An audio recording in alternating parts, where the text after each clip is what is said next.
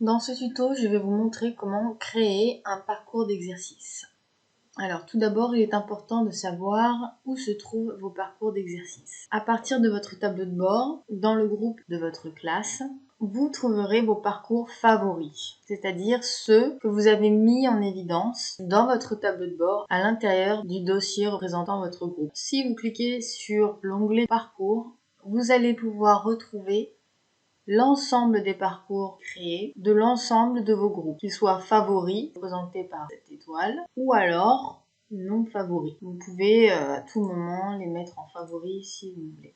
Les parcours non favoris sont ceux auxquels vous ne jugez pas utile de voir à partir de votre tableau de bord. Vous pouvez également archiver un parcours, nous verrons comment, si vraiment vous ne désirez plus l'avoir parmi votre liste de parcours. Pour créer un parcours, la manière la plus évidente, c'est d'accéder à votre groupe et cliquer sur créer un parcours. Nous vous conseillons dans un premier temps de créer un nouveau parcours, c'est-à-dire votre propre parcours. Vous allez vous-même choisir vos exercices. Rappelez la classe à laquelle vous voulez attribuer ce parcours, là ou les classes. L'enseignement, vous devez spécifier l'enseignement que vous enseignez, votre matière, puisque ceci représente les dossiers que verront vos élèves. Donc si vous êtes enseignant de physique-chimie, même si vous avez l'intention de choisir des exos de mathématiques, vous devez choisir physique-chimie. Si vous êtes enseignant de mathématiques, vous choisissez mathématiques. Le niveau, spécifiez si vous voulez publier ce parcours, donc à l'instant, ou bien à partir d'une certaine date. Par défaut, ce parcours est en favori, c'est-à-dire qu'il apparaîtra dans votre tableau de bord. À ce stade, vous pouvez donc enregistrer ce parcours et choisir les exercices. Vous choisissez le niveau, le thème, et les exercices vont se présenter à vous par thème,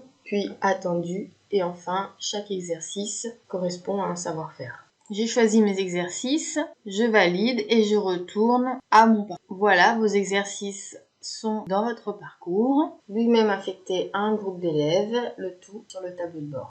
L'élève a un dossier correspondant à son enseignement de mathématiques avec professeur associé et un dossier de physique-chimie avec la professeure associée. À l'intérieur, l'élève verra tous les parcours attribués ainsi que le score réalisé s'il a fait ce parcours. En cliquant sur accéder aux exercices, l'élève pourra commencer son entraînement.